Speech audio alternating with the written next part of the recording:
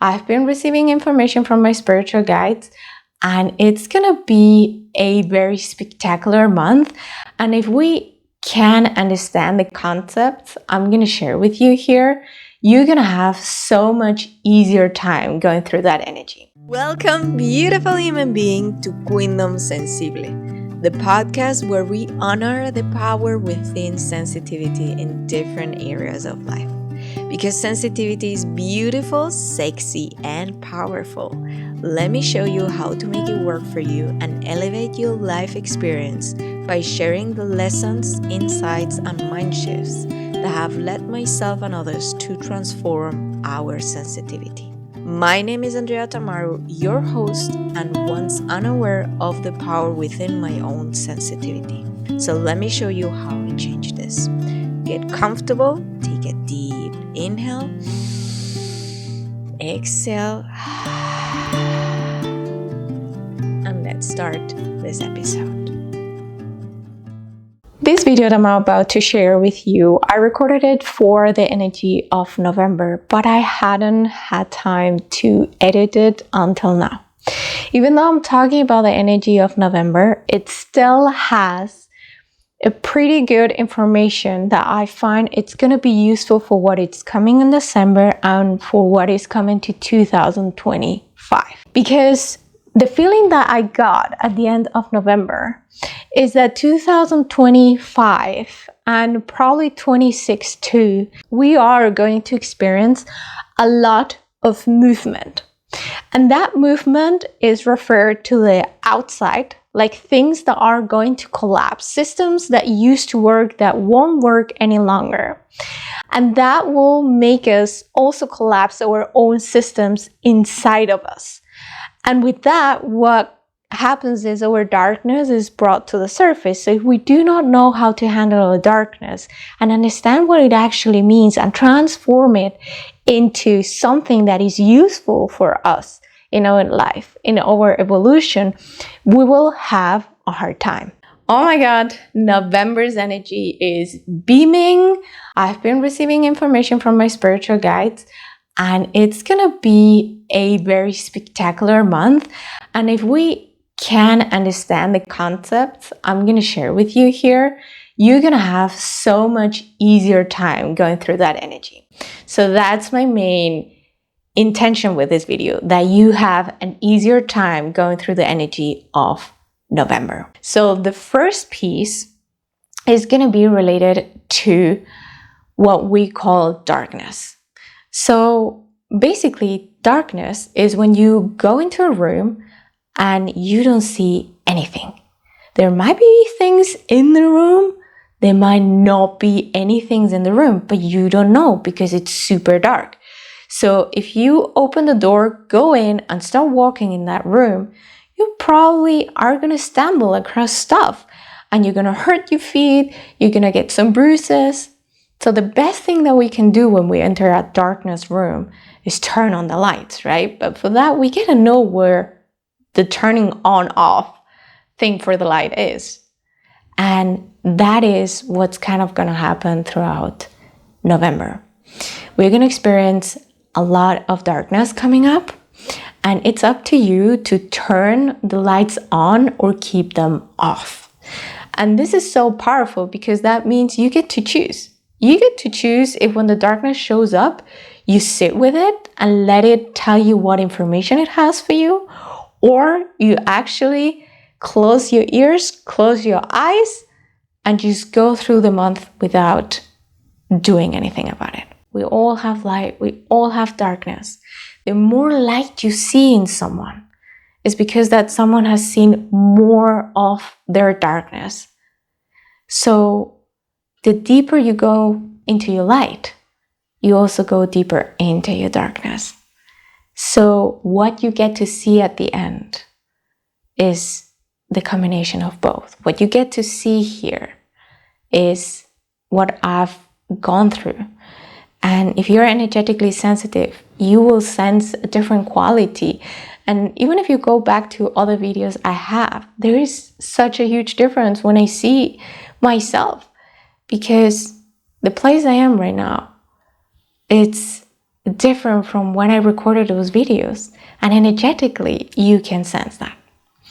So with that said, the darkness that's gonna come up is just there to tell you something. So you gotta listen to it if you want to evolve. If you don't, then keep ignoring it. Sometimes it's hard. I'm not gonna say it's easy, but I can promise you that if you're able to listen to that emotion, the darkness that's gonna come up, and do not run away from it, you will discover something also very precious. Because what I discovered when I went into the darkness of like, oh my God, I hate feeling so much, I realized that that feeling is a gift. Because when I have a one-on-one session with a client, I get to feel what my client is feeling. And with that, I can guide my client to discover what that emotion is telling them. Sometimes they say, oh, you're sad. What happened? Why are you sad? It's like, no, I'm not sad.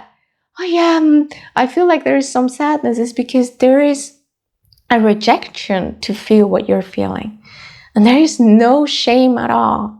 Like, feeling is the most beautiful thing you can do. And I say this, and I'm gonna get emotional right now, because when I connect with my spiritual guides, they don't have pleasure the way we know it. They cannot feel the way we feel. So feeling is one of the powers that we have as human beings. And just knowing that we have learned to not listening to it, it breaks my heart. It breaks my heart, because listening to yourself is the most important thing you can ever do and ever learn. Listening to yourself is also accelerating your evolution process, accelerating to get to the life that you want, because emotions are there to guiding us. So the second part of the energy of November is about control. So I want you to think, what happens when you have control over things? For me, it's very stressful. And when I'm very stressed, what happens is my body becomes rigid. And if you're looking at the video, I'm like closing my hands and making some fists. Like, this is me clenching my entire body, closing my eyes and like, pressing everything against. That's when I'm stressed. And I'm trying to control everything. What happens when I relax? That my palms that were in a fist start opening up, and they end up being in a very receiving state.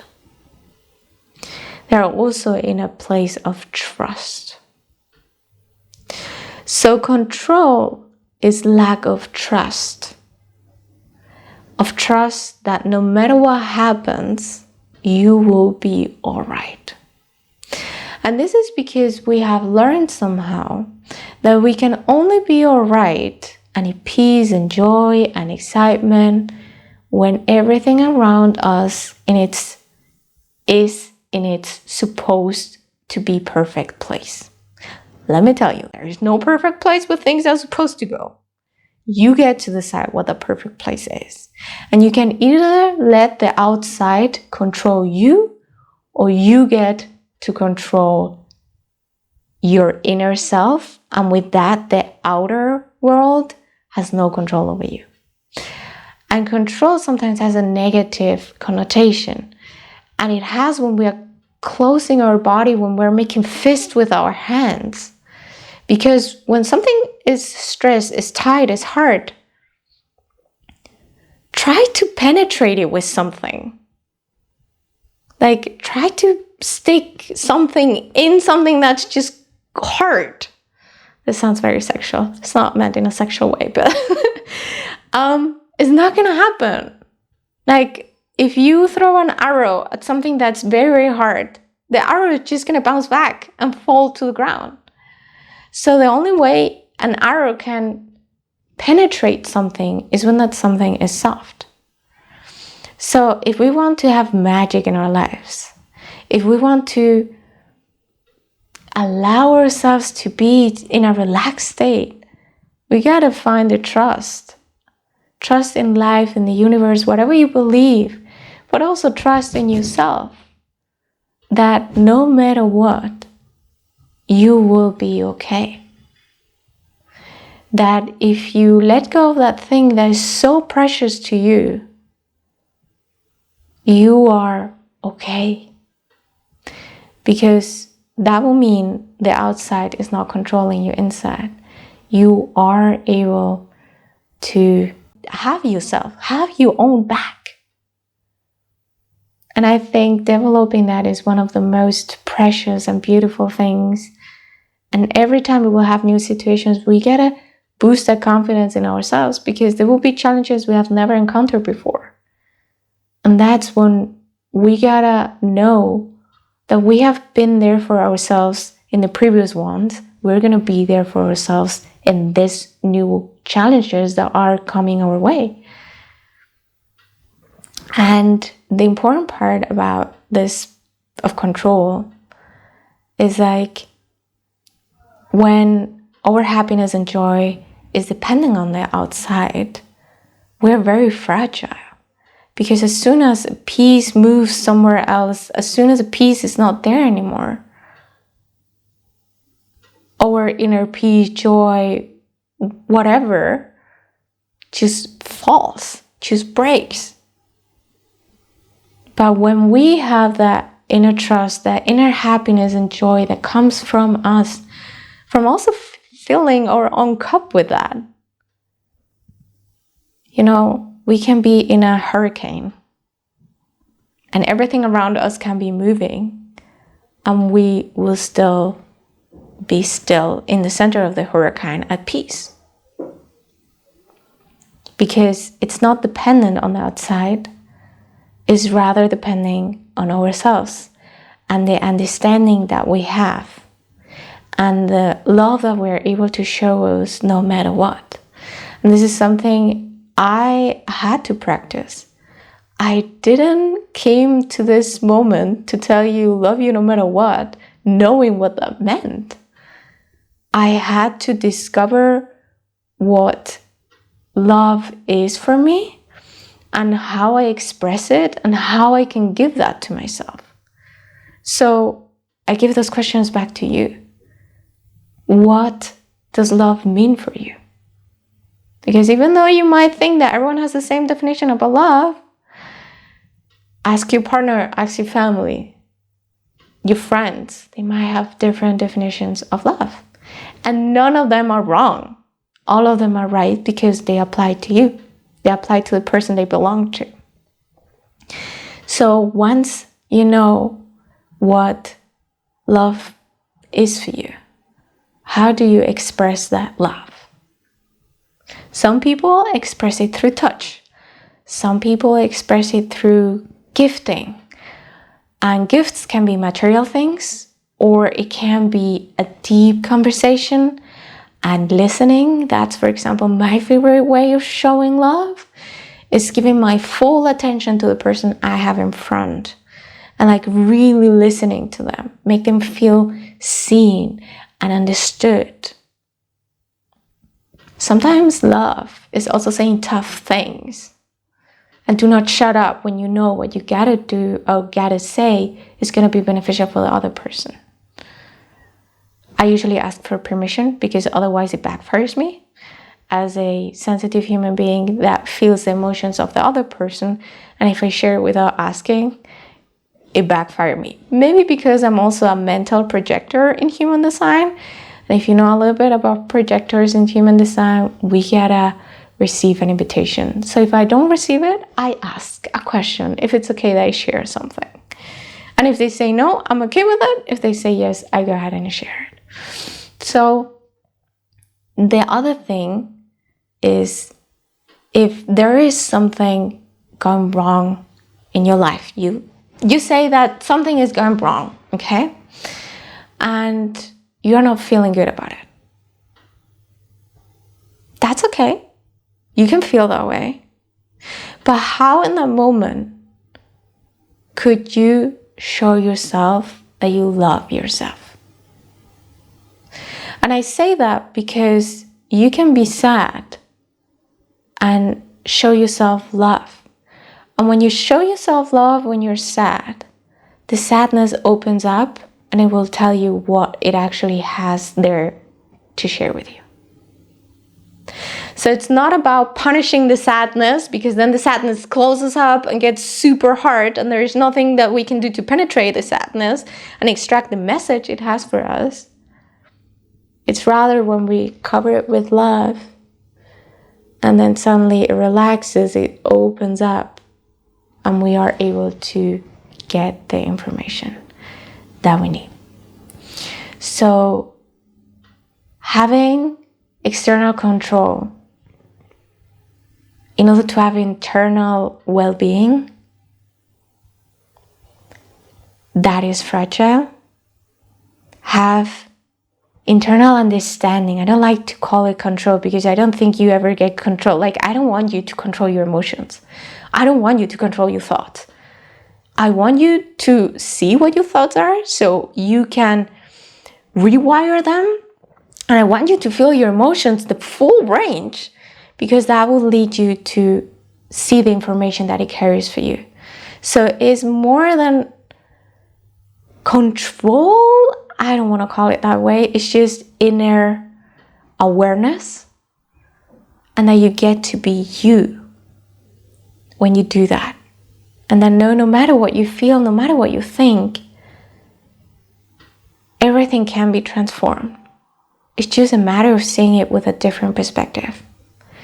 And this is kind of the work I do with my clients when we do a deep dive into their stories, their current situation, because we can change everything. And I want to give you a funny example about this.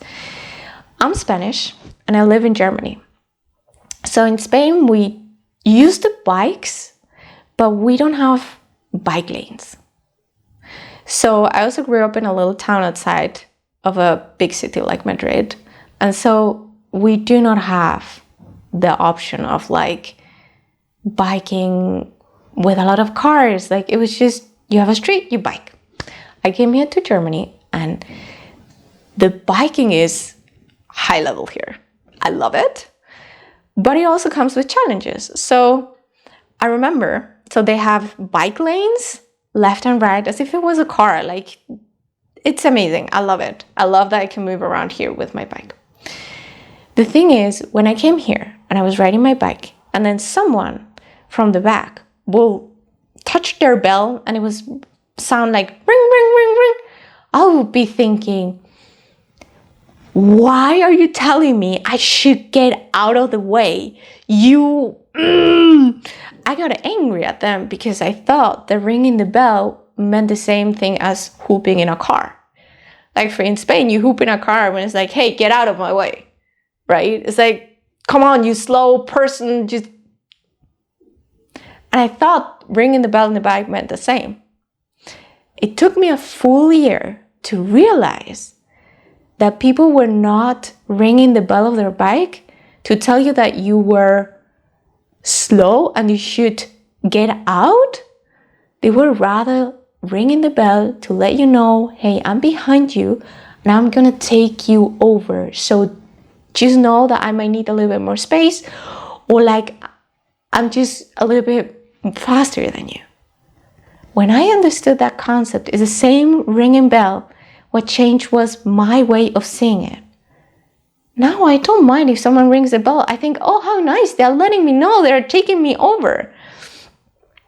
Like, I can be prepared, you know, like I can give them a little bit more space. I find now it's a super nice thing to do. Where at the beginning, I would get angry because I thought that was telling me something that was not the right thing. Like, that wasn't really the thing that they were trying to tell me with ringing the bell. And this happens with so many things in our lives. So once you see those kind of like dark spots, because you don't even realize that you're seeing it like that unless you share it with someone, or someone like me that knows very precisely and can also read your energy, knows exactly where you're having that kind of loop and like how to take you out of there. that is so powerful has changed my life to do this kind of work. And it has improved my happiness, my acceptance, my love towards myself. And it's an amazing thing I love to share and I love to do with my clients. I hope it has brought you some light into the energy that we are going to have, that those two concepts about darkness and control help you see them in a different way. And if you want to share any thoughts that came out through listening to me, I would love to read you in the comment section. And if you, through listening to me, you thought was someone who could benefit of actually listening to all of what I share, please share this episode with them. And we're going to see each other in the next video, podcast, wherever you find me. With light and love, Andrea Tomorrow.